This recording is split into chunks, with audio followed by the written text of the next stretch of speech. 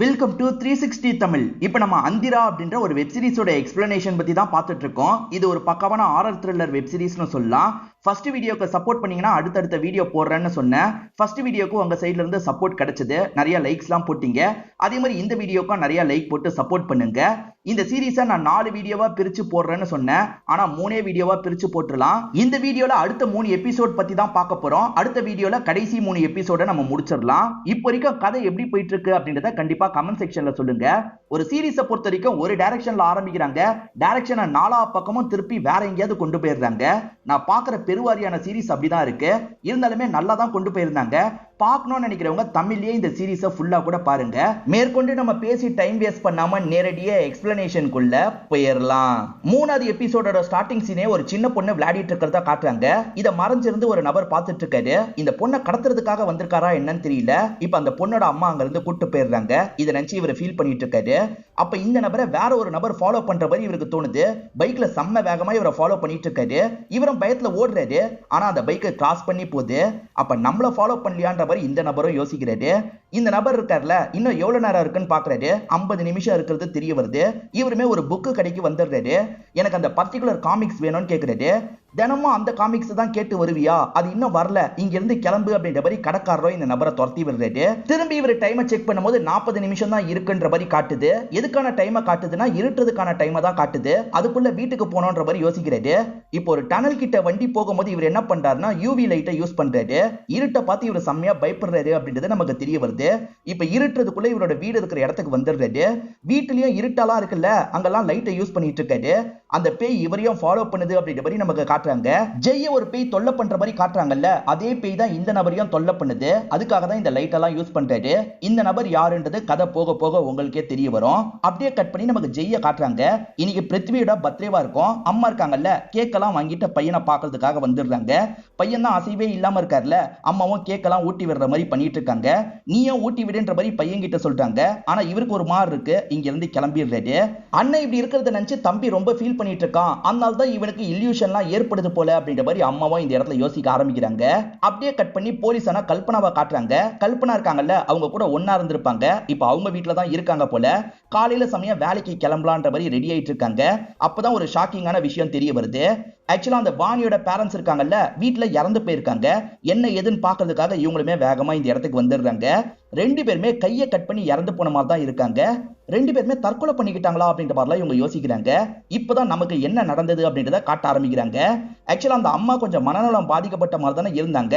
அந்த அம்மா இருக்காங்கல்ல, அவங்க கையை அவங்களே அறுத்துட்டு இருக்காங்க. இதை பாக்குற ஹஸ்பண்ட் ஷாக் ஆகுறாரு. என்ன பண்ணிட்டு இருக்க, நிறுத்து நிறுத்துன்னு சொல்லிட்டாரு. அதுக்குள்ள அறுத்து அவங்க செத்து போயிடுறாங்க. சரி, அந்த லேடி தான் மனநலம் பாதிக்கப்பட்டு இப்படி பண்ணிருக்க வாய்ப்பு இருக்கு. இவர் எதுக்காக இப்படி பண்ணாரு அப்படின்ற மாதிரி இவங்க யோசிச்சுட்டு இருக்காங்க. இவருக்கு என்ன நடந்தது அப்படின்றத இப்ப நமக்கு காட்ட ஆரம்பிக்கிறாங்க. இவர் அழுதுகிட்டே உட்காந்துட்டு இருக்காருல்ல, அப்ப இவரோட கண்ணுக்கு பேய் தெரிய ஆரம்பிக்குது. அந்த பேய் இவருக்கு பக்கத்துல வந்து இவரை கண்ட்ரோல் பண்ண ஆரம்பிக்குது. அந்த பேய் தான் இவரோட கையை அறுத்துருச்சு அப்படின்ற மாதிரி நமக்கு காட்டுறாங்க. அதெல்லாம் இவங்களுக்கு தெரியாது இல்ல. இவங்களோட அசிஸ்டன்ட் இருக்காருல்ல, 2 பேருமே பொண்ணு காணோன்னு வருத்தத்துல இருந்திருக்காங்க. அதனால தான் இந்த முடிவை எடுத்துட்டாங்க போலன்னு சொல்றாரு. பிருத்விக்கு ஒரு டாக்டர் ட்ரீட்மெண்ட் கொடுத்தாருல, அவர் பேரு பவன் அப்படின்றது. அந்த பவன் தான் இப்ப ஜெய்க்கு கிளாஸ்லாம் எடுத்துட்டு இருக்காரு. பிரெயின் எப்படி செயல்படுது அப்படின்ற மாதிரிலாம் கிளாஸ் எடுத்துட்டு இருக்காரு. மத்த பசங்க கவனிக்கிறாங்க, ஜெய் கவனிக்கவே மாட்டாரு. இந்த விஷயத்தை அந்த சாருமே நோட் பண்றாரு. கிளாஸ் எல்லாம் முடிஞ்சதுக்கு அப்புறம் இவர்கிட்ட பேச ஆரம்பிக்கிறாரு. அண்ணனை நினைச்சு நீ ஃபீல் பண்ணிட்டு இருக்கன்னு எனக்கு தெரியுது. அதையே நினைச்சு ஒன்ன நீ காயப்பத்திக்காது அப்படின்ற மாதிரிலாம் சொல்லிட்டாரு. இவர்கிட்ட பேசிக்கிட்டே நடந்து வந்துட்டு இருக்காருல்ல, அப்பதான் போலீஸுங்களாம் இந்த இடத்துக்கு வராங்க. ஜெய்யை லாக் பண்றதுக்காக தான் வந்திருக்காங்க. ஏன்னா அந்த அப்பா அம்மாவை கடைசியா ஜெய் தான் பார்த்துட்டு போயிருப்பாரு. ஜெய்யினால அவங்க 2 பேர் இறந்து போயிருக்க வாய்ப்பு இருக்கான்னு யோசிக்கிறாங்க. அதனால தான் லாக் பண்ணி கூட்டு போறாங்க. உமர்னு ஒரு பையன் வந்தான் பாத்தீங்களா, அவனை ஒரு இடத்துக்கு கூட்டு போக பாக்குறாங்க. நான் வரமாட்டேன்னு அடம் பிடிக்கிறான். அவனை இழுத்துட்டு போலான்னு பாக்குறாங்க. அதுக்குள்ள இந்த இடத்துக்கு ஆயிஷா வந்துடுறாங்க. நான் பேசி அவனை அனுப்பி வைக்கிறேன்ற மாதிரிலாம் சொல்லிட்டாங்க. அங்க எதுவும் பண்ண மாட்டாங்க, நல்லா தான் இருக்கும், நீ போயிட்டு வா, நீ ஈவினிங் வரும்போது உனக்காக ஒரு கிஃப்ட் வச்சிருப்பேன்னு சொல்றாங்க. அப்போ ஓகே நான் போறேன்ற மாதிரி இந்த பையனும் ஏத்துக்கிட்டு இங்க இருந்து கிளம்புறான். காமிக்ஸ் புக்லாம் எழுதுற மாதிரி ரைட்டர்ஸ் இருப்பாங்க பாத்தீங்களா, அந்த மாதிரி ஒரு ரைட்டரை பார்க்கறதுக்காக ஃபேன்ஸ் எல்லாருமே வந்திருக்காங்க. அந்த ரைட்டர் கேட்கிற எல்லா கேள்விக்கும் பதில் சொல்லிட்டு இருக்காரு. இந்த இடத்துக்கு ஸ்டார்டிங் காமிச்ச குண்டா இருக்க நபர் வந்திருக்காரு. அவருமே அந்த புக் எனக்கு வேணும்ன்ற மாதிரி கேட்கிறாரு. அந்த புக்கோட காப்பீஸ் இப்ப இல்லன்ற மாதிரி ரைட்டர் சொல்லிட்டாரு. ஒரு காப்பி இருக்கும்ல, உங்ககிட்ட இருக்க காப்பி அதை எனக்கு தாங்கன்ற மாதிரிலாம் இவர் கேட்கிறாரு. அடப்பாவி சோசியல் மீடியால என்ன தொல்லை பண்ணது நீதானா, முதல்ல இங்க இருந்து கிளம்பு அப்படின்ற மாதிரி இவர் கோவப்படுறாரு. இந்த ரைட்டரோட சோசியல் மீடியாலயும் அந்த காமிக் புக்கை பத்தி கேட்டு இவர் தொல்லை கொடுத்திருக்காரு போல. எதுக்காக அந்த பர்டிகுலர் காமிக் புக்கை இவர் கேட்கிறாருன்றது தெளிவா தெரியல. வாணியோட அம்மா கிட்ட உங்களுக்கு என்ன பேச்சு வேண்டி இருக்குன்ற மாதிரி கல்பனா கேக்குறாங்க. இவங்க போய் பேசினாங்கல்ல, இருட்டு தான் தூக்கிட்டு போயிருச்சு அப்படின்ற மாதிரிலாம் அந்த அம்மா சொல்லியிருப்பாங்க. கண்டிப்பா வாணிக்கும் இருட்டுக்கும் சம்பந்தம் இருக்கு, அதை நான் கூட ஃபீல் பண்ணன்ற மாதிரிலாம் சொல்லிட்டாரு. ஆனா இதை இவங்க ஏத்துக்க மாட்டாங்க. என்னப்பா கதெல்லாம் விட்டுட்டு இருக்க அப்படின்ற மாதிரி இவரை பயங்கரமா கிண்டல் பண்ணிட்டு இருக்காங்க. இங்க கூட இருட்டு இருக்கு, இருட்டுனால பிரச்சனையா அப்படின்ற மாதிரிலாம் இந்த அசிஸ்டன்ட்டும் கிண்டல் பண்றாரு. பிருத்வி கிட்ட இருந்து ஒரு மருந்து எடுத்திருப்பாங்க, சார்ட் எடுத்திருப்பாங்க. அந்த சார்ட்டை பத்தியும் மருந்தை பத்தியும் ஜெய் கிட்ட கேக்குறாங்க. உன் அண்ணன் யூஸ் பண்ற மருந்து இல்லீகல் மருந்து, ஹிப்னோடைஸ் பண்றதுக்காக யூஸ் பண்ற மருந்து. இந்த மருந்து எதுக்காக உன்னோட அண்ணன் யூஸ் பண்ணா? இந்த சார்ட்ல 3 பேரோட டீடைல் இருக்கு. ஜூடுன்னு ஒரு நபரோட டீடைல் இருக்கு, அதே மாதிரி வாணியோட டீடைல் இருக்கு, எக்ஸ்னு ஒரு டீடைல் இருக்கு அப்படின்ற மாதிரி சொல்றாங்க. அந்த எக்ஸ் வேற யாரும் கிடையாது, நான் தான் அப்படின்ற மாதிரி ஜெய் சொல்றாரு. இது நீதானா அப்படின்ற மாதிரி இவங்க ஆச்சரியமா கேக்குறாங்க. ஆமா, எனக்கு டிப்ரெஷன் ப்ராப்ளம் ரொம்ப இருந்தது, என் அண்ணன் தான் இதை நீ பண்ணு, உனக்கு டிப்ரெஷன் ப்ராப்ளம் போகும்னு சொன்னான்ற மாதிரி சொல்றாரு. பிருத்வி இருக்கார்ல, இவர் ஒரு இடத்துக்கு கூட்டு போயிடுறாரு. இந்த மிஷினை யூஸ் பண்ணு அப்படின்ற மாதிரி மிஷினை யூஸ் பண்ண வைக்கிறாரு. அந்த மிஷினை யூஸ் பண்ணும் போது ரொம்ப அமைதியா இருக்க மாதிரிலாம் இவர் ஃபீல் பண்றாரு. அண்ணன் சூப்பரா இருந்தது அப்படின்ற மாதிரிலாம் அண்ணன் கிட்ட இவர் சொல்றாரு. அந்த இடம் எங்கன்ற மாதிரி இவங்க கேக்குறாங்க. அந்த இடம் எனக்கு தெரியக்கூடாதுன்ற மாதிரி என்னோட அண்ணன் உறுதியா இருந்தான், யாருக்குமே தெரியாம தான் என்ன கூட்டு போவான், என் அண்ணன் வாணியும் டெஸ்ட் பண்ணிருக்கான்றது எனக்கு இதுக்கு முன்னாடி தெரியல அப்படின்ற மாதிரிலாம் இவர் சொல்லிட்டு இருக்காரு. அண்ணன் யாருக்குமே தெரியாம ஒரு லேபுக்கு கூட்டு போவாரு அப்படின்ற மாதிரிலாம் இவர் சொல்றாருல, அதனால அண்ணன் ஏதோ தப்பான காரியம் பண்ணிருக்காரு போல அப்படின்ற மாதிரிலாம் இவங்க யோசிக்க ஆரம்பிக்கிறாங்க. அண்ணனை பத்தி மேற்கொண்டு நிறைய டீடைல்லாம் இந்த தம்பி கிட்ட கேட்டுட்டு இருக்காங்க.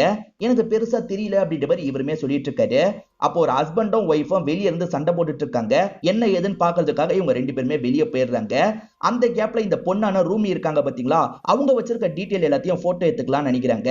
அவங்க என்ன சேகரிச்சிருக்காங்களோ அதெல்லாம் நம்ம தெரிஞ்சுக்கணும்ன்றதுக்காக இப்படி போட்டோ எடுக்கிறாங்க. இப்ப கொஞ்ச நேரத்துல அவங்க 2 பேருமே திரும்பி வந்துடுறாங்க. தேவனா திரும்பி கூப்பிடுறோம், இப்போதைக்கு கிளம்புங்கன்ற மாதிரி அனுப்பி வச்சிடுறாங்க. நான் ஜூடுன்றது ஒரு பொண்ணுன்ற மாதிரி சொல்லியிருப்பேன்னு நினைக்கிறேன். ஆனா ஜூடுன்றது பொண்ணு கிடையாது, பையன். அதுவும் ஸ்டார்டிங்ல குண்டா ஒரு நபரை காமிச்சாங்க பாத்தீங்களா, அவர் தான் ஜூட் அப்படின்றது தெரிய வருது. இந்த ஜூட் எங்க இருக்கான்றதை கண்டுபிடிக்கணும் அப்படின்ற மாதிரி இவங்க 2 பேர் பேசிக்கிறாங்க. இப்ப வெளியே வந்த இவங்க இருக்காங்கல்ல, எடுத்த போட்டோவெல்லாம் பார்த்துட்டு இருக்காங்க. அந்த வாணி ஒரு ஹோட்டல் மாடியில இருந்து தான் இறந்து போயிருக்கான்னு தெரிய வருது. அந்த ஹோட்டல்ல இருக்க ஃபுட்டேஜ் எல்லாம் இவங்க காமிச்சிட்டு இருக்காங்க. இதை பாக்குற இவர் இருக்கார்ல, வாணி இந்த பகுதியில இருந்து விழுந்த மாதிரி தான் என்னோட கனவுல வந்தது அப்படின்ற மாதிரிலாம் சொல்லிட்டாரு. அப்ப அந்த ஹோட்டலுக்கு போலாம், அங்க ஏதாவது கிடைக்க வாய்ப்பு இருக்குன்ற மாதிரி இவங்க சொல்றாங்க. ஜூடுக்கு ஒரு ஒய்ஃப் ஒரு பொண்ணு இருக்காங்க, அவங்கள பார்த்து பேசுறதுக்காக தான் இவங்க 2 பேர் வந்திருக்காங்க. ஜூட் எங்கன்ற மாதிரி கேக்குறாங்க. அவர் இப்ப ஜெயில தான் இருக்க வாய்ப்பு இருக்குன்ற மாதிரி ஒய்ஃப் சொல்றாங்க. ஏதோ தப்பு பண்ணி ஜெயிலுக்கு போயிருக்காரு போல, என் பொண்ணு அவர்கிட்ட பேசவே விட மாட்டேன்ற மாதிரிலாம் இவங்க சொல்றாங்க. ஸ்டார்டிங் ஜூட் ஒரு பொண்ணை பார்த்த மாதிரி காமிச்சாங்கல்ல, இவரோட பொண்ணை தான் மறைஞ்சிருந்து பார்த்திருக்காரு போல. ஜூட் ஏதாவது எக்ஸ்பெரிமெண்ட்ல கலந்துக்கிட்டாரா அப்படின்ற மாதிரி கேக்குறாங்க. அதை பத்திலாம் எனக்கு தெரியாதுன்ற மாதிரி ஒய்ஃப் சொல்றாங்க. ஜூட வச்சு எப்படி எக்ஸ்பெரிமெண்ட் அண்ணன் பண்ணிருப்பாருன்ற மாதிரி இவங்களும் யோசிக்கிறாங்க. இந்த சின்ன பையன் உமர் செஷனுக்கு போனால எப்படி இருந்தது அப்படின்ற மாதிரி இந்த ஆயிஷா கேக்குறாங்க. சூப்பரா இருந்தது, எனக்கு ஒரு ஃப்ரெண்டு கிடைச்சான், அவன் கூட சேர்ந்த மாதிரி தான் நான் விளையாடிட்டு இருந்தேன் அப்படின்ற மாதிரிலாம் இவன் சொல்றான். உனக்கு பிடிக்கும் நான் தான் சொன்னல அப்படின்ற மாதிரி ஆயிஷா சொல்றாங்க. சரி எனக்கு ஒரு கிஃப்ட் வச்சிருக்கிறதா சொன்னீங்கல்ல, எங்க அந்த கிஃப்ட்னு கேக்குறான். இந்த உன்னோட கிஃப்ட்ன்ற மாதிரி இவங்க சாக்லேட்லாம் தராங்க. ஆக்சுவலா ரூமியும் ஜெய்யும் சேர்ந்த மாதிரி வாணி எந்த ரூம்ல இருந்தாங்களோ அந்த ரூமை புக் பண்ணிருக்காங்கன்னு தெரிய வருது. இவங்க எதுக்காக அந்த இடத்துக்கு போனாங்கன்ற மாதிரி கல்பனா கோவப்படுறாங்க. இவங்க 2 பேருமே அந்த ரூம்ல இருக்கிறத நமக்கு காட்டுறாங்க. ஆக்சுவலா பேய் வரதை இவங்களால கண்டுபிடிக்க முடியும்ல, இந்த இடத்துல கல்பனாவோட பேய் நடமாடிட்டு இருக்க வாய்ப்பு இருக்கு, அவ மூலியமா ஏதாவது தெரிஞ்சுக்கலான்றதுக்காக தான் வந்திருக்காங்க. இப்ப இவங்களோட அம்மாவை பத்தி சொல்ல ஆரம்பிக்கிறாங்க. இவங்க அண்ணன் இறந்து போனதுக்கு அப்புறம் தான் அம்மா மென்டலா பாதிக்கப்பட்டிருப்பாங்க. அம்மா மென்டல் இல்லம்மா, அம்மாவை கூட்டு போக விடாத, தடுன்ற மாதிரிலாம் அம்மா கெஞ்சிருப்பாங்க. ஆனா மாமா இருக்காருல, அங்க இருந்து கூட்டு போக வச்சிருப்பாரு. அதை பத்தி பேசும்போது இவங்க ரொம்ப எமோஷனல் ஆயிடுறாங்க.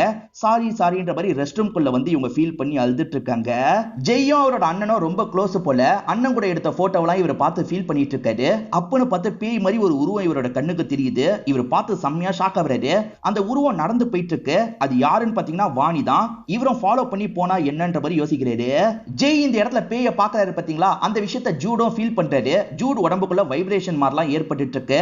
வாணியை ஃபாலோ பண்ணலாம் அப்படின்ற மாதிரி ஜெய்யும் ஃபாலோ பண்ண ஆரம்பிக்கிறாரு. அப்ப ஜெய்ய வேற ஒரு பேய் ஃபாலோ பண்ற மாதிரி நமக்கு காட்டுறாங்க. வாணி இருக்காங்கல்ல, கருப்பு உருவத்து கூட கலந்து போயிடுறாங்க. என்ன மறைஞ்சு போயிட்டா அப்படின்ற மாதிரி இவர் யோசிச்சுட்டு இருக்காரு. அப்ப பின்னாடி வந்த உருவம் இருக்குல்ல, வா ஜெய் அப்படின்னு அப்படின்ற மாதிரி இவரை கூட்டு போகுது. இவரும் பிரம்ம பிடிச்ச மாதிரி இந்த பேய் பின்னாடியே போயிட்டு இருக்காரு. இந்த சமயம் கல்பனாவும் அசிஸ்டன்ட்டும் சேர்ந்த மாதிரி இந்த இடத்துக்கு வந்துடுறாங்க. நீங்க எதுக்காக வந்தீங்கன்ற மாதிரி ரூமி கிட்ட பேசுறாங்க. இப்பதான் ரூமியும் அவன் எங்க போனான்ற மாதிரி யோசிக்கிறாங்க. அதே மாதிரி இந்த இடத்துல வைப்ரேஷன் மாதிரிலாம் ஏற்படுது. அவர் எங்கன்ற மாதிரிலாம் தேடிட்டு இருக்காங்க. அவர் பார்த்தா ரோட்ல நடந்து போயிட்டு இருக்காரு. பிரம்ம பிடிச்ச மாதிரி நடந்து போயிட்டு இருக்காருல, தடுக்கணும்ன்ற மாதிரி இவங்க எல்லாருமே சேர்ந்த மாதிரி பின்னாடியே வந்துட்டு இருக்காங்க.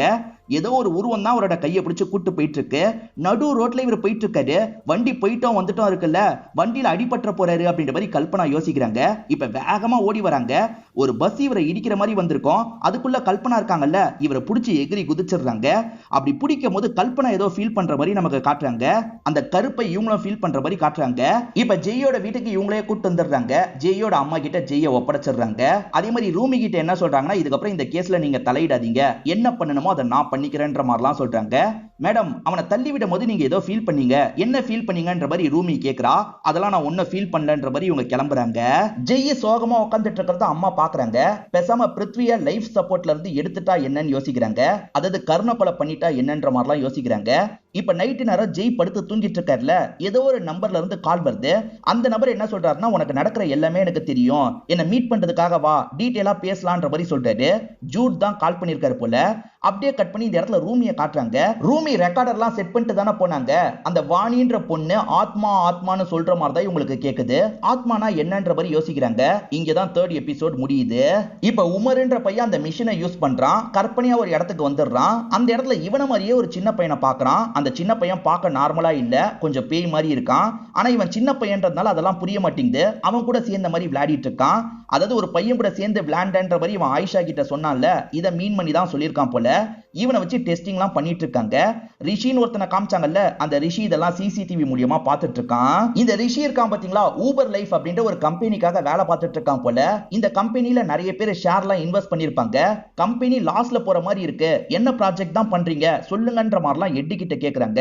எட்டு என்ன சொல்றாருன்னா, நோய்க்கான மருந்து தானே நம்ம ரெடி பண்ணிட்டு இருக்கோம், இப்ப நம்ம நோயே ரெடி பண்ணிட்டு இருக்கோம், அது மூலியமா நிறைய காசு நம்ம சம்பாதிக்க போறோம், இது மூலியமா நம்ம லாபம் 4 மடங்கு அதிகமாக போகுது, இதுக்கப்புறம் உங்களுக்கு ஏதாவது கேள்வி இருக்கான்ற மாதிரி கேக்குறாரு. ஷேர் ஹோல்டர்ஸ் எல்லாருமே நிறைய காசு கிடைக்க போகுது, இதுக்கப்புறம் என்ன கேள்வி, நீங்க என்ன பண்றீங்களோ அதை கண்டினியூ பண்ணுங்க அப்படின்ற மாதிரி சொல்றாங்க. கல்பனா ஜெய்ய காப்பாத்துறதுக்காக தள்ளி விட்டாங்கல்ல, அப்பத்துல இருந்து அந்த கருப்பு உருவத்தை இவங்க ஃபீல் பண்ண ஆரம்பிக்கிறாங்க. ஆக்சுவலா வாணியோட அம்மா வாணியை காப்பாத்துறதுக்காக தள்ளி விட்டுருப்பாங்க. அப்பத்துல இருந்து தான் அவங்களுமே கருப்பு உருவத்தை ஃபேஸ் பண்ண ஆரம்பிச்சிருப்பாங்க. இப்ப சீனியர் இருக்கார்ல, இந்த கேஸை இன்னும் எதுக்காக க்ளோஸ் பண்ணாம வச்சிருக்கேன்னு கேக்குறாரு. சார், இந்த கேஸ்ல நம்ம நினைக்காத நிறைய விஷயங்கள் நடந்துட்டு இருக்கு சார், எனக்கு கொஞ்சம் டைம் தாங்க, நான் சால்வ் பண்ணிடுறேன் அப்படின்ற மாதிரி சொல்றாங்க. சீக்கிரமா சால்வ் பண்ணு அப்படின்ற மாதிரி இவரும் சொல்றாரு. ஜெயை யாரோ கூப்பிட்டாங்கல்ல, யாருன்றது இப்பதான் தெரியுது, அந்த ஜூடு தான் வர வச்சிருப்பாரு. நீ மட்டும் தானே வந்திருக்க அப்படின்ற மாதிரிலாம் ஜூடு பேசிட்டு இருக்காரு. ஆனா இவர் மட்டும் வந்திருக்க மாட்டாரு, அந்த ரூமியும் கூட கூட்டு வந்திருப்பாரு. ஒன்னு மட்டும் தானே வர சொன்னேன், எதுக்காக இவளை கூட்டு வந்த அப்படின்ற மாதிரிலாம் முதல்ல இவர் கோவப்படுறாரு. அதுக்கப்புறம் பேச ஆரம்பிக்கிறாரு. உனக்கு நடந்த எல்லா விஷயத்தையும் நானும் பார்த்தேன்னு சொல்றாரு. எப்படின்னு இவர் கேட்கிறாரு. ஏன்னா நானும் அந்த எக்ஸ்பெரிமெண்ட்ல சம்பந்தப்பட்டிருக்கேன்னு சொல்றாரு. அந்த கருப்பு உருவம் வந்ததுன்னு வச்சுக்கோயேன், இந்த மாதிரி யூவி லைட்டை யூஸ் பண்ணா நீ தப்பிக்கிறதுக்கான வாய்ப்பு இருக்கு அப்படின்ற மாதிரி இவர் சொல்லிட்டு இருக்காரு. இதை இந்த காமிக்ஸை பார்த்து தான் நான் தெரிஞ்சுக்கிட்டேன் அப்படின்ற மாதிரி ஒரு காமிக்ஸ்ல இருக்க கதையை காட்டுறாரு. கருப்பு உருவம் எல்லாரையும் தூக்குது, ஆனா லைட்டை யூஸ் பண்ணா தப்பிச்சிடுறாங்க. இந்த கருப்பு உருவத்தை அழிக்கிறதுக்கான பதில் இதுல இருக்கும்னு தேடினேன். ஆனா பிரச்சனை என்ன தெரியுமா, இந்த காமிக்ஸோட கடைசி பேஜ் மட்டும் கிழிக்கப்பட்டிருக்கு. இந்த காமிக்ஸோட வேற காப்பியை வாங்கி படிக்கலாம் நினைச்சேன், ஆனா அந்த காப்பி எனக்கு கிடைக்கவே இல்லைன்ற மாதிரிலாம் சொல்றாரு. இதனால தான் காமிக்ஸை வாங்குறதுக்கு இவர் அவ்வளவு அலைஞ்சிருக்காருன்னு நமக்கு தெரிய வருது. காமிக்ஸ்ல இருக்க மாதிரிலாம் எப்படி நடக்கும், அதுக்கெல்லாம் வாய்ப்பு இல்லை அப்படின்ற மாதிரி ரூமி இந்த விஷயத்தை நம்ப மாட்டாங்க. என் அண்ணன் தான் இந்த தப்பெல்லாம் பண்ணிருக்கானா, என் அண்ணன் டிப்ரெஷன் ப்ராப்ளம் போகுன்ற மாதிரி தான் என்ன யூஸ் பண்ணா, எல்லாரையும் ஏமாத்திருக்கான் அப்படின்ற மாதிரி அண்ணன் மேலே இவர் கோவப்படுறாரு. நீ உன் அண்ணனை தப்பா புரிஞ்சிருக்க, உன் அண்ணன் நல்லவன்ற மாதிரி ஜூடோ ஒரு விஷயத்த சொல்றாரு. ஆக்சுவலா ஸ்டார்டிங் அண்ணனுக்கு இந்த எக்ஸ்பெரிமெண்ட்டை பத்தி முழுசா தெரியல, அதனால தான் தம்பியை யூஸ் பண்ணிருப்பாரு. ஆனா போக போக இதுல பிரச்சனை இருக்குன்றத புரிஞ்சிருப்பாரு. நான் பேசும்போது எந்த ரியாக்ஷனும் கொடுக்காம கேளுங்க, ஏன்னா சிசிடிவி இருக்குன்ற மாதிரி அண்ணன் ஒரு விஷயத்த சொல்றாரு. இந்த எக்ஸ்பெரிமெண்ட்ல ஏதோ தப்பு இருக்கு, இதுக்கப்புறம் இதுக்கு நான் வரமாட்டேன்னு சொல்லிருங்க, அப்பதான் உங்களால தப்பிக்க முடியும்ன்ற மாதிரிலாம் அண்ணன் சொல்லியிருப்பாரு. ஆனா இவர் இருக்கார்ல, இந்த எக்ஸ்பெரிமெண்ட்டை பண்ணாதான் ஜெயில விட்டு நான் வெளியே வர முடியும், என்னோட ஒய்ஃபையும் பொண்ணையும் திரும்பி பார்க்க முடியும், அதனால ஊசியை போடுங்கன்ற மாதிரி இவர் தான் போட வச்சிருப்பாரு. உன் அண்ணன் சொன்னதை முன்கூட்டியே நான் கேட்டுக்கணும், இப்ப தேவையில்லாம பிரச்சனையில மாட்டிக்கிட்டேன் அப்படின்ற மாதிரிலாம் இவர் புலம்பிட்டு இருக்காரு. அப்படியே கட் பண்ணி ஜெய்யோட அம்மாவை காட்டுறாங்க. அவங்க பவனை பாக்குறதுக்காக வந்திருக்காங்க. அதாவது பையனோட லைஃப் சப்போர்ட்டை எடுத்துருங்கன்ற மாதிரி சொல்றாங்க. ஏன் மேடம் இந்த முடிவுக்கு வந்துட்டீங்க, யோசிச்சு முடிவெடுங்கன்ற மாதிரி இவர் சொல்றாரு. இவன் இப்படி பாதிக்கப்பட்டிருக்கிறதுனால என்னோட இன்னொரு பையனும் ரொம்ப கஷ்டப்பட்டு இருக்கான், 2 பசங்கள்ல ஒருத்தரையாவது காப்பாற்றணும்னு நினைக்கிறேன், அதுக்காக தான் இந்த முடிவை எடுத்திருக்கன்ற மாதிரி சொல்றாங்க. பரவாயில்ல மேடம், இன்னும் யோசிச்சு முடிவை சொல்லுங்கன்ற மாதிரி இவர் சொல்றாரு. நீங்க எப்படி இந்த எக்ஸ்பெரிமெண்ட்டுக்குள்ள போனீங்கன்ற மாதிரி ஜூடு கிட்ட கேக்குறாங்க. ஆத்மான்னு ஒரு ஈலிங் ஆளுங்க இருக்காங்க, அவங்க ஜெயில வந்தாங்க, அவங்க மூலியமா தான் நான் வெளியே வந்தேன்ற மாதிரிலாம் சொல்றாரு. ஏதோ ஆத்மாவா அப்படின்ற மாதிரி ரூமி யோசிக்கிறாங்க. வா இங்க இருந்து கிளம்பணும் அப்படின்ற மாதிரி ஜெய்யை கூட்டிட்டு வெளியே வந்துடுறாங்க. ஆக்சுவலா வாணி பேசின மாதிரி சில விஷயங்கள் ரெக்கார்ட் ஆச்சுல்ல, ஆத்மா ஆத்மான்ற மாதிரி ரெக்கார்ட் ஆயிருக்கும். இவரும் ஆத்மான்னு சொல்றாரு. அப்ப ஆத்மா ஹீலிங் சென்டர்ல ஏதோ பிரச்சனை இருக்கு, அங்க போய் பார்க்கணும்ன்ற மாதிரி சொல்றாங்க.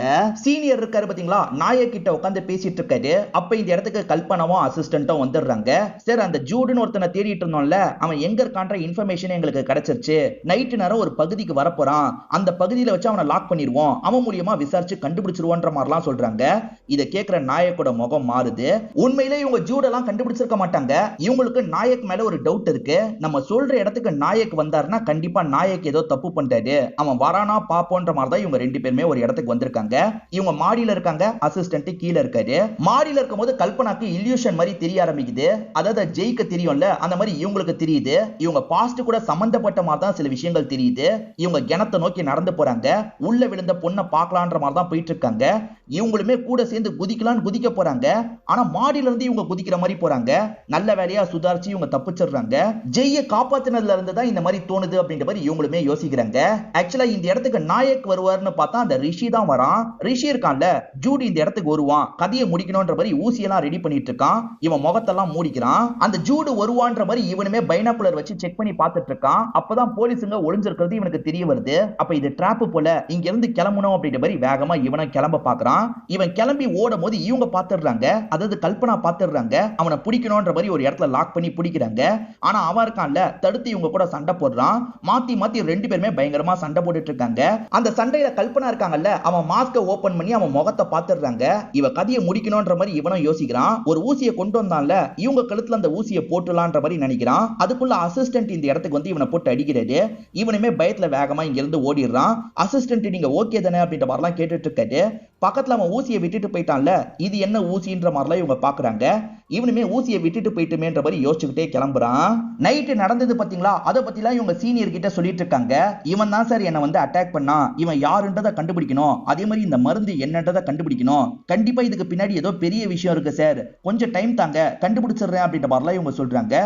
சரி சரி கண்டுபிடிங்க அப்படின்ற மாதிரி சீனியருமே டைமை தந்துடுறாரு.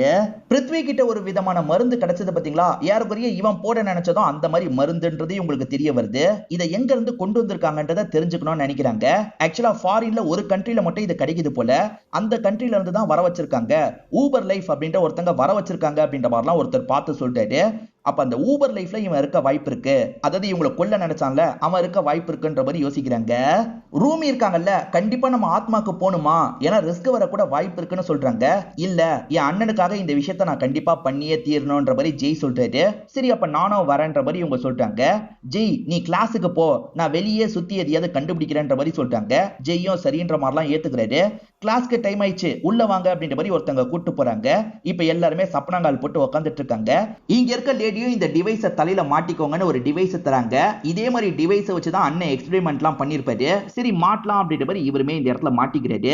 இந்த சமயம் கல்பனா இருக்காங்கல்ல, ஊபர் லைஃப் அப்படின்ற அந்த கம்பெனிக்கு வந்துடுறாங்க. வாசல்ல இருக்கவங்க கிட்ட இந்த போட்டோவை காமிச்சு விசாரிச்சுட்டு இருக்காங்க.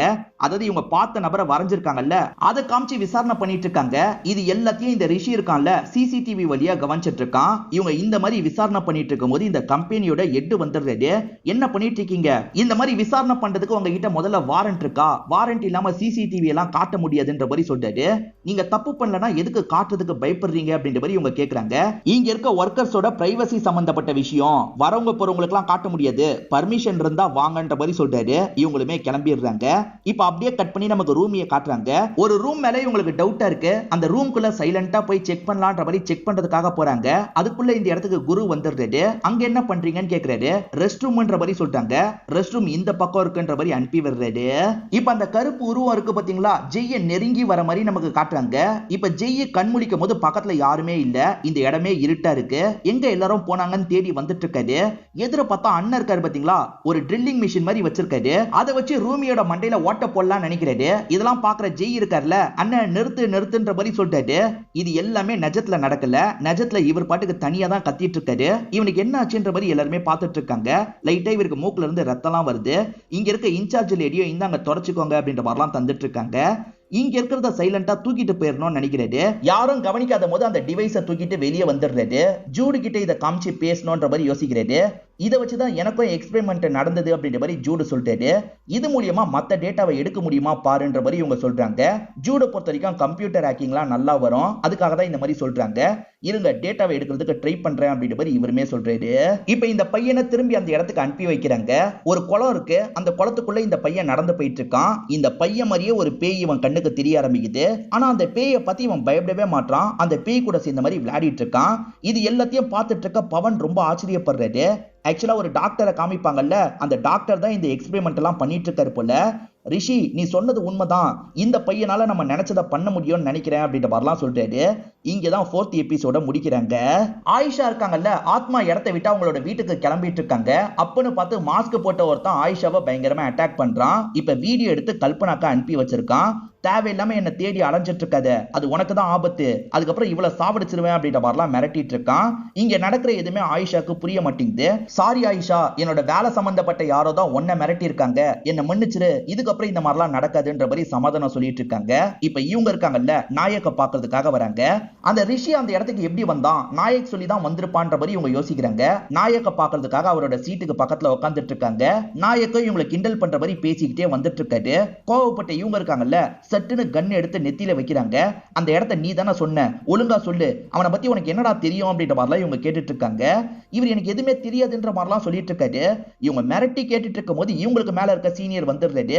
என்ன பண்ணிட்டு இருக்க, முதல்ல கண்ணை கீழே இறக்குன்ற மாதிரி சொல்றாரு. அம்மா லைஃப் சப்போர்ட் எடுக்கிறதுக்கு எல்லா வேலையும் பண்ணி வச்சிருக்காங்கல்ல, இந்த விஷயத்தை இப்பதான் எதர்ச்சியா ஜெய் பாக்குறாரு. என்னமா பண்ணி வச்சிருக்கீங்க, அப்படிலாம் பண்ணக்கூடாது அப்படின்ற மாதிரி சொல்றாரு. உன் நல்லதுக்காக தான் இந்த முடிவை எடுத்திருக்கன்ற மாதிரி சொல்றாங்க. இல்லம்மா எனக்கு எந்த பிரச்சனையும் இல்ல, நான் நார்மலா தான் இருக்கன்ற மாதிரி சொல்றாங்க. இல்ல ஜெய், நீ நிறைய ஹாலுசினேஷன்லாம் பண்ணிட்டு இருக்க, நான் இந்த விஷயத்தை பண்ணதான் போறேன்ற மாதிரி அம்மா கிளம்புறாங்க. இது எப்படியாவது ஸ்டாப் பண்ணுன்ற மாதிரி இவரும் யோசிக்கிறாரு. கல்பனா ஒரு விஷயத்த பண்ணாங்கல்ல, அதனால அவங்களுக்கு சஸ்பென்ஷன் தரலான்ற மாதிரி மேல் இடத்தை சேர்ந்தவங்களா பேசிட்டு இருக்காங்க. இத பத்தி அந்த அசிஸ்டன்ட் தான் இவங்க கிட்ட சொல்லிட்டு இருக்காரு. அடிக்கடி ஜெய்க்கு கற்பனை வரும் பாத்தீங்களா, அந்த மாதிரி இவங்க இப்ப கற்பனை எல்லாம் பண்ண ஆரம்பிக்கிறாங்க. இவங்க ஒரு இடத்த ஷாக்கிங்கா பார்த்துட்டு இருக்காங்க. அப்ப கருப்பு உருவம் இருக்குல்ல, இவங்க பின்னாடி கையெல்லாம் வச்சிட்டு இருக்கு. இவங்க பயத்துல கொஞ்சம் அசைறாங்க. ஆனா கை வச்சதா ஆயிஷான்னு தெரிய வருது. என்னாச்சு, பயந்துட்டியா அப்படின்ற மாதிரிலாம் ஆயிஷா கேக்குறாங்க.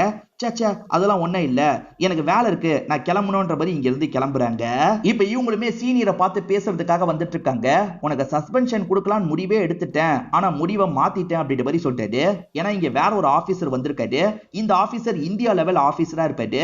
நான் ஒருத்தனை தேடிட்டு இருக்கேன், அதே நபரை தான் நீயும் தேடிட்டு இருக்கன்னு தெரிஞ்சது, அதனால தான் உன்னை பார்த்து பேசுறதுக்காக வந்திருக்கேன் அப்படின்ற மாதிரி அவர் சொல்றாரு. அவருக்கு ஒரு பேர் கொடுத்துடலாம், இவர் பேர் கௌரவ்னு கொடுத்துடலாம். கௌரவ் இருக்காருல்ல, நீ எப்படியாவது அந்த ரிஷியை புடின்ற மாதிரி சொல்றாரு. இவனோட பேரு ரிஷி, பெரிய பெரிய கம்பெனிக்கு ஹிட்மேன் வேலை தான் பார்த்துட்டு இருக்கான்னு சொல்றாரு. அதாவது பெரிய பெரிய கம்பெனிக்காக கொலை பண்ணுவாரு, அவங்களுக்கு தேவையான விஷயங்களை ஏற்பாடு பண்றது தான் அவரோட வேலையா இருக்கும். இவங்க சேர்ந்து அவனை கண்டுபிடிக்கலாம்னு முடிவு பண்றாங்க. இந்த உமருமே எக்ஸ்பீரியன்ஸ்லாம் பண்ணிட்டு வெளியே வந்துடுறான். அந்த பையனை பார்த்தா உனக்கு பயமா இல்லையான்ற மாதிரி பவன் கேக்குறாரு. இல்ல இல்ல ஜாலியா தான் இருந்தது அப்படின்ற மாதிரிலாம் இவன் சொல்றான். சரி நீ உன்னோட இடத்துக்கு போன்ற மாதிரி இவரும் அனுப்பி வச்சிடுறாரு. ஆக்சுவலா இவர் இப்ப பிருத்வியை பத்தி யோசிச்சு பாக்குற மாதிரி காட்டுறாங்க. இப்ப பிருத்வி இருக்காரு பாத்தீங்களா, வாணியை வச்சு டெஸ்ட் பண்ணிட்டு இருக்காரு. நிறைய காசு தரும், இதுக்கு வாங்கன்ற மாதிரி தான் வாணியை வர வச்சிருக்காங்க போல. இப்ப வாணி டெஸ்ட் பண்ணிட்டு இருக்கும் போது பயங்கரமா துடிச்சிட்டு இருக்காங்க. இவருமே ஸ்டாப் பண்ணணும்னு ஸ்டாப் பண்ணிடுறாரு. வாணி கிட்ட என்னாச்சுன்னு கேக்குறாரு. ஒரு பயம்புத்திர உருவத்தை பார்த்தேன், இது நார்மலா எனக்கு தெரியல, இதுக்கப்புறம் இந்த விஷயத்த நான் பண்ண மாட்டேன் அப்படின்ற மாதிரிலாம் இவங்க பயந்துட்டு இருக்காங்க. ஏதோ தப்பா இருக்கிறது இவருக்கு புரியுது. இதை பத்தி சீனியர் கிட்ட சொல்றாரு. அவளுக்கு ஏதாவது ஆயிருந்ததுன்னா என்ன பண்றது அப்படின்ற மாதிரி கேக்குறாரு. அதுக்கு சீனியர் பேசியவரான பவன் இருக்கார்ல, ஏதாவது ஆனா என்ன, அவ ஒரு விலை மது பொண்ணு தானே அப்படின்ற மாதிரி கேக்குறாரு. என்ன சார் இந்த மாதிரிலாம் பேசுறீங்க, அப்ப இந்த எக்ஸ்பெரிமெண்ட்ல ஏதோ பிரச்சனை இருக்கும் போலியே அப்படின்ற மாதிரி இவர் கேக்குறாரு. அதெல்லாம் எந்த ஒரு பிரச்சனையும் இல்லன்ற மாதிரி பவன் சொல்றாரு. சரி சார், அப்ப நான் போய் பாக்குறேன், அப்பதான் பிரச்சனை இருக்கா இல்லையான்றது எனக்கு தெரியும்ன்ற மாதிரி இவர் சொல்றாரு. இப்ப பிரசன்ட்ல ஜெய் இருக்கார்ல, அண்ணனை பாக்குறதுக்காக வந்திருக்காரு. அண்ணன் கிட்ட லைட்டா அசைவு தெரியுது. அதே மாதிரி மிஷின்ல பல்ஸ்லாம் கொஞ்சம் கொஞ்சமா ஏறிட்டு இருக்கு. அண்ணன் பயங்கரமா ஷேக் ஆயிட்டு இருக்காரு. இவரும் டாக்டர்ஸ் எல்லாம் கூப்பிட்டு இருக்காரு. திடீர்னு அண்ணன் இருக்கார்ல, பேய் மாதிரி இவரோட கழுத்தை பிடிக்கிறாரு. அப்படியே கொஞ்சம் கொஞ்சமா தூக்கிட்டு இருக்காரு. இது எல்லாமே இவருக்கு வந்த கனவா இருக்கும். சட்டுன்னு இவரும் கனவுல இருந்து முழிக்கிறாரு. என்னாச்சு அப்படின்ற மாதிரி பக்கத்துல இவங்க கேக்குறாங்க. ஒன்னும் இல்லைன்னு சொல்றாரு. இந்த கல்பனா அந்த கருப்பு உருவத்தெல்லாம் நம்பாம இருந்தாங்கல்ல, இப்ப நம்புற மாதிரி இவங்க கிட்ட பேசுறாங்க. என்ன ஒருத்தன் அட்டாக் பண்ண வந்தான், அவனை எப்படியாவது கண்டுபிடிக்கணும்ன்ற மாதிரி சொல்றாங்க. அதே மாதிரி ஜூட கண்டுபிடிக்கணும்ன்ற மாதிரி சொல்றாங்க. இவங்களுக்கு தான் ஜூட் இருக்கிறத பத்தி தெரியும்ல. ஜூட நாங்க உங்களுக்கு காட்டுறோம், அதுக்கு பதிலா ஒரு ஃபேவர் பண்ணோம். என்னோட அம்மா ஆக்சிஜன் சப்போர்ட்டை எடுக்கலாம்னு நினைக்கிறாங்க, அதை நீங்க தான் ஸ்டாப் பண்ணணும் அப்படின்ற மாதிரி சொல்றாரு. சரி நான் ஸ்டாப் பண்றேன் அப்படின்ற மாதிரி இவங்களுமே ஏத்துக்கிறாங்க. இப்ப ஜூட ஒரு இடத்துக்கு இவங்க 2 பேர் வர சொல்லியிருப்பாங்க. ஜூடு நம்பி வராரு. பார்த்தா போலீஸ் இருக்கிறத பார்த்து ஷாக் ஆயிடுறாரு. அட பாவீங்களா, ஏன்டா போலீஸ் கிட்ட சொன்னீங்கன்ற மாதிரிலாம் கேட்கிறாரு. நான் உன்னை பிடிக்கிறதுக்காக வரல, விசாரிக்கிறதுக்காக தான் வந்திருக்கேன், உனக்கு தெரிஞ்சதெல்லாம் சொல்லுன்ற மாதிரிலாம் கேட்கறாங்க. ஒரு பூனை கண்ணன் தான் என்ன ஊபர் லைஃப்ல இருக்கிற ஒரு இடத்துக்கு கூட்டு போனா அப்படின்ற மாதிரி இவர் சொல்றாரு. பூனை கண்ணனா இவனா பாருன்ற மாதிரி இவங்களுமே வரைஞ்சிருக்க போட்டோவை காட்டுறாங்க. அதாவது ரிஷியோட போட்டோவை காட்டுறாங்க. இவனே தான் என்ன கூட்டு போனா அப்படின்ற மாதிரி இவருமே சொல்றாரு. ஊபர் லைஃப் ஆபீஸ்ல ஏதோ ஒரு பகுதியில தான் இந்த எக்ஸ்பெரிமெண்ட் நடக்குது அப்படின்றதை இவங்க புரிஞ்சுக்கிறாங்க. சார் ஊபர் லைஃப்ல செக்கிங் பண்ணோம், அதுக்கான பர்மிஷனை நீங்க தான் ஏற்பாடு பண்ணி தரணும்ன்ற மாதிரி அந்த கௌரவ் கிட்ட கேக்குறாங்க. ஏற்பாடு பண்றேன்ற மாதிரி ஏத்துக்கிறாரு. அதே மாதிரி இன்னொன்று ஃபேவரும் இருக்கு சார். ஒருத்தரோட லைஃப் சப்போர்ட்டை கட் பண்ண போறாங்க, கட் பண்ண கூடாதுன்னு நீங்க தான் பர்மிஷன் வாங்கி தரணும்னு கேக்குறாங்க. இதுக்கும் இந்த கௌரவ் அப்படின்றவர் ஏத்துக்கிறாரு. நம்ம 2 பேர் பேசுறது நமக்குள்ளதான் இருக்கணும், ஓகேவான்ற மாதிரி கேக்குறாரு. இவங்களும் ஓகேன்ற மாதிரி ஏத்துக்கிறாங்க. ஆனா கௌரவ் என்ன பேசினாரு அப்படின்றதெல்லாம் இவங்க அசிஸ்டன்ட் கிட்ட சொல்லிட்டு இருக்காங்க. ஏன் மேடம் என்கிட்ட சொல்றீங்கன்ற மாதிரி கேக்குறாரு. இல்ல நம்பிக்கையானவங்க கிட்ட சொல்லலாம், தப்பில்லைன்ற மாதிரி இவங்க சொல்றாங்க. இந்த அசிஸ்டன்ட்ட ரொம்ப நம்புறாங்கன்ற மாதிரி நமக்கு காட்டுறாங்க. ஜூட் இருக்கார்ல, இன்னமும் டேட்டாவை எடுக்கிறதுக்கு ட்ரை பண்ணிட்டு இருக்காரு. அதே சமயம் இப்பதான் கல்பனா கிட்ட இருந்து போன் கால் வருது. நான் ஆர்டரை வாங்கிட்டேன், இதுக்கப்புறம் லைஃப் சப்போர்ட்டை எடுக்க முடியாது அப்படின்ற மாதிரி சொல்றாங்க. இதை கேட்கிற இவருமே சந்தோஷப்படுறாரு. வேகமா ரூமியை கட்டி பிடிச்சிடுறாரு. அதாவது இந்த டிராவல்ல இவர் ரூமியை லவ் பண்ண ஆரம்பிச்சிட்டாரு அப்படின்ற மாதிரி நமக்கு காட்டுறாங்க. இப்ப ஜூட் இருக்கார்ல, இவரோட ஒய்ஃபை பத்தியும் பொண்ணை பத்தியும் ஃபீலிங்கா பேசுறாரு. அவங்கள திரும்பி பார்க்கணும், என் ஒய்ஃப் என் மேல ரொம்ப கோவத்துல இருக்கா அப்படின்ற மாதிரிலாம் சொல்லிட்டு இருக்காரு. ஜூட் அந்த கருப்பு உருவம் ஒருத்தரை எப்படி வீக் பண்ணோன்றத சொல்லிட்டாரு. நம்ம கில்ட்டை நமக்கு எதிராகவே பயன்படுத்தும், நம்மள மாதிரியே ஒருத்தனை உருவாக்கி பயன்படுத்தும் அப்படின்ற மாதிரிலாம் சொல்லிட்டாரு. இதை கேட்டுட்டு இருக்க ஜெய் ஒரு விஷயத்தை யோசிச்சு பாக்குறாரு. ஆக்சுவலா ஜெய்யோட கையை பிடிச்சி யாரோ கூட்டு போன மாதிரி காமிச்சாங்கல்ல, அந்த பேய் அச்சசலா ஜெய் மாதிரியே தான் இருந்திருக்கும். இப்பதான் அந்த விஷயத்தெல்லாம் இவரும் யோசிக்கிறாரு. இதை பத்தி எல்லாம் இவங்க பேசிட்டு இருக்கும் போது கரெக்டா அந்த டேட்டா கிடைச்சிருது. ஊபர் லைஃபுக்கு தான் அந்த டேட்டாலாம் போகுதுன்றது உங்களுக்கு தெரிய வருது. அந்த ஒரு டிவைஸ்ல இருந்தே எல்லா டேட்டாவையும் இவங்க எடுத்துடுறாங்க. நிறைய பேர்கிட்ட இருந்து டேட்டாவை எடுத்துட்டு இருக்காங்கன்றது உங்களுக்கு தெரிய வருது. அதாவது பிரெயின் வேவ்ஸ் இருக்கும்ல, அதை தான் இவங்க கேப்சர் பண்றாங்க. அதுல காமா வேவ் அப்படின்ற மாதிரி ஒரு ஃபோல்டர் இருக்கு. அதுல சிலரோட பேர் மட்டும் தான் இருக்கு. அந்த காமா வேவ்ல யாரோட பேர்லாம் வந்திருக்கோ அவங்கள தான் எக்ஸ்பெரிமெண்ட்டுக்கு யூஸ் பண்ணிருக்காங்க. அதுல பிருத்வியோட பேரும் வந்திருக்கு. அப்ப என்னோட அண்ணனையும் யூஸ் பண்ணிருக்காங்களான்னு தம்பி யோசிக்கிறாரு. இப்பதான் நடந்த விஷயத்த நமக்கு காட்டுறாங்க. நான் யூஸ் பண்ணி பார்க்கணும்ன்ற மாதிரி பிருத்வி சொன்னார்ல, இப்ப யூஸ் பண்ணிட்டு வந்துடுறாரு. அந்த வாணி சொன்னது உண்மைதான், இதுல ஏதோ தப்பா இருக்கு, அமானுஷ்யமா ஏதோ இருக்குன்ற மாதிரிலாம் சொல்றாரு. இந்த எக்ஸ்பெரிமெண்ட் நீங்க எதுக்காக பண்றீங்க, எனக்கு தெளிவா சொல்லுங்கன்னு பவன் கிட்ட கேக்குறாரு. பவனும் காரணத்தை சொல்றாரு. ஆக்சுவலா பிரெயின் டேட்டாவை எடுக்கிறது மூலியமா ஒருத்தரோட நினைவுகள் எல்லாத்தையும் ஸ்டோர் பண்ணிடலாம், வேற ஒரு பாடிக்குள்ள கூட அதை செலுத்தலாம், அது மூலியமா சாவே இல்லாத ஒரு வாழ்க்கையை வாழலாம், அதுக்காக தான் இந்த விஷயத்த பண்ணிட்டு இருக்கேன் அப்படின்ற மாதிரிலாம் இவர் சொல்லியிருப்பாரு. அண்ணன் கோமால இருந்து வெளியே வந்தாதான் இதுக்கான பதில்லாம் கிடைக்கும்ன்ற மாதிரி ஜெய் சொல்றாரு. இப்பதான் ஒரு சின்ன பையனோட டேட்டா அப்டேட் ஆகுது. சின்ன பையனையும் யூஸ் பண்ணிட்டு இருக்காங்கன்னு உங்களுக்கு தெரிய வருது. அதாவது உமரை பத்தி உங்களுக்கு தெரிய வருது. இந்த விஷயத்தை எப்பயோ முடிக்கிறன்ற மாதிரி பவன் பிராமிஸ் பண்ணிருப்பார் போல. நீ இன்னும் முடிக்கலன்ற மாதிரிலாம் ரிஷி பயங்கரமா கோவப்பட்டு இருக்காரு. நீ நினைக்கிற மாதிரி இது சிம்பிளான விஷயம் கிடையாது, இல்ல இன்னும் நிறைய வேலை இருக்குன்ற மாதிரி பவன் சொல்றாரு. எனக்கு அந்த ஊசி வேணும், அந்த மருந்தை ஏற்பாடு பண்ணுன்னு சொல்றாரு. இல்லீகல் மருந்தை ஏற்பாடு பண்றது அவ்வளவு ஈஸி இல்ல, கொஞ்சம் டைம் கொடு அப்படின்ற மாதிரிலாம் இவரும் டைமை வாங்கிட்டு இந்த இடத்தை விட்டு கிளம்புறாரு. இவர் இல்லீகலா ஒருத்தர் மூலியமா வாங்குறாரு பாத்தீங்களா, அவங்களுமே கொண்டு வந்து தராங்க. இவருமே நிறைய காசெல்லாம் கொடுத்து வாங்கிடுறாரு. பிருத்விக்கு ட்ரீட்மெண்ட் கொடுத்துட்டு இருக்கிறதே இந்த பவன் தானே. வேணும்ட்டே பிருத்வி உடம்புல ஒரு ஊசியை போடுறாரு. இப்ப கொஞ்ச நேரத்துல ஜெய்க்கு போன் கால் வருது. அண்ணன் சீரியஸா இருக்காரு, கிளம்பி வான்ற மாதிரி சொல்றாங்க. இவருமே பதறி அடிச்சு வேகமா ஹாஸ்பிட்டலை நோக்கி ஓடி வந்துட்டு இருக்காரு. ஸ்ட்ரோக் வந்து அண்ணன் இறந்து போயிட்டாரு அப்படின்ற மாதிரி இந்த பவன் சொல்றாரு. இந்த பவன் தான் திட்டமிட்டு சாவடிச்சிருக்காரு. பிருத்வி ஏற்கனவே பாடியை டொனேட் பண்ணிருக்காரு, அதனால பாடியை நாங்க கொண்டு போறோம் அப்படின்ற மாதிரிலாம் சொல்லிட்டு இருக்காரு. லைஃப் சப்போர்ட்டை எடுக்க கூடாதுன்றதுக்கான ஆர்டர் காப்பியை கல்பனா தரலான்னு வந்திருப்பாங்க. ஆனா அவர் இறந்து போனது தெரிஞ்சோன்னே இங்க இருந்து சோகமா கிளம்பிடுறாங்க. அண்ணன் இறந்து போனதை நினைச்சு இவருமே பயங்கரமா ஃபீல் பண்றாரு. இவர் அழுதுகிட்டே உட்காந்துட்டு இருக்காருல, அப்பதான் எதிர ஒரு உருவம் இவர மாதிரியே அழுதுட்டு இருக்கிறது இவருக்கு தெரியுது. அந்த உருவத்தை பார்த்து இவர் செம்மையா பயந்துடுறாரு. பொத்துனு கீழே போய் விழுறாரு. என்னாச்சு ஏதாச்சுன்ற மாதிரி இவங்களுமே பார்த்துட்டு இருக்காங்க. பேய் பேய் அப்படின்ற மாதிரிலாம் சொல்றாரு. இவர் உண்மையிலேயே பேயை பார்த்து தான் பயந்துருக்காருன்றது ரூமிக்கு தெரியும். அம்மா கதெல்லாம் தெரியாது இல்ல, அம்மாவும் பையன் பாதிக்கப்பட்டிருக்கான் அப்படின்ற மாதிரிலாம் யோசிக்கிறாங்க. இல்லம்மா நான் சொல்றது உண்மைமா, அண்ணனை வச்சு ஒரு எக்ஸ்பெரிமெண்ட் பண்ணிருக்காங்க அப்படின்ற மாதிரிலாம் இவர் சொல்லிட்டு இருக்காரு. இவர் பிரச்சனை பண்றதுனால நிறைய ஆளுங்க இந்த இடத்துக்கு வந்துடுறாங்க. கண்ட்ரோல் பண்ணி ஊசியெல்லாம் போட்டுட்டு இருக்காங்க. இதெல்லாம் ரூமி சோகமா பார்த்துட்டு இருக்காங்க. இப்ப அம்மாவோட ஞாபகம் வருது. அம்மாக்கு ஒன்னு ரொம்ப பிடிக்கும் ரூமி, அம்மாக்கு மனநலம் பாதிக்கப்படல அப்படின்ற மாதிரி அம்மா சொல்லிக்கிட்டே தான் அங்க இருந்து போயிருப்பாங்க. இது எல்லாத்தையும் யோசிச்சு பார்த்து இவங்க ஃபீல் பண்ணிட்டு இருக்காங்க. கல்பனா வீட்டுல இருக்கும்போது யாரோ கதவை தட்டுறாங்க. யாருன்னு பார்த்தா ஆயிஷா தான் வந்திருக்காங்க. இவங்க ஆறுதலுக்காக வேகமா ஆயிஷாவை கட்டி பிடிச்சிடுறாங்க.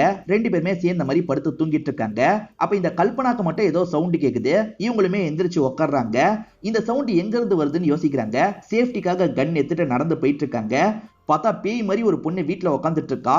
யார் நீன்ற மாதிரிலாம் இவங்க கேட்டுட்டு இருக்காங்க. அப்ப சைட்ல இருந்து ஒரு பேய் வருது. அதை பார்த்து இவங்க செம்மையா பயந்துடுறாங்க. கையில கன் வச்சிருக்காங்கல்ல, இஷ்டத்துக்கு ஷூட் பண்ணிடுறாங்க.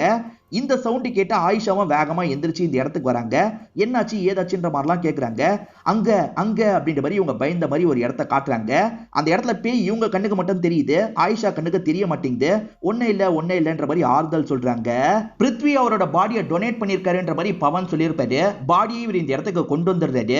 இவர் ஏற்கனவே ஒரு ஊசி போட்டாரு பாத்தீங்களா, அந்த ஊசியை பொறுத்த வரைக்கும் சாவர மாதிரி காமிக்கிற ஊசியா இருக்கும். திரும்பி உயிர் வர வைக்கிறதுக்காக ஒரு ஊசியை போடுறாரு. இந்த இடத்துல அண்ணனுக்கு உயிர் வந்த மாதிரி நமக்கு காட்டுறாங்க. அண்ணன் மூலியமா ஏதோ ஒரு விஷயத்தை இவர் வெளியே கொண்டு வரணும்னு நினைக்கிறாரு. என்ன விஷயம் தெரியல. இங்கதான் நமக்கு 50 எபிசோட முடிக்கிறாங்க.